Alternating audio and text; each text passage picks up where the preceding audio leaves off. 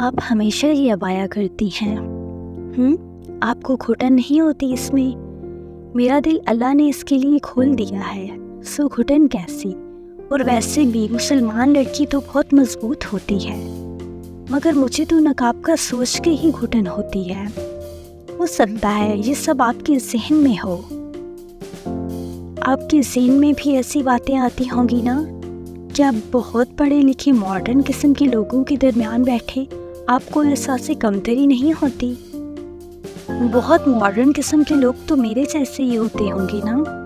میری شریعت تو دنیا کی سب سے زیادہ ماڈرن جدید شریعت ہے۔ احساس کمتری تو انہیں ہونا چاہیے جو جہالت کے زمانے کا تبرز کرتے ہیں۔ تبرز سمجھتی ہو؟ تم نے دبئی کے وہ اونچی اونچی ٹاورز تو دیکھے ہوں گے، برج العرب، برج خلیفہ، اسی برج سے یہ تبرز نکلا ہے۔ کسی شخص کو اتنا نمایاں اور خوبصورت بنانا کہ دور سے نظر آئے۔ وہ صدیوں پہلے یوسف علیہ السلام کے مصر کی عورتیں تھیں جو تبرز کرتی تھیں۔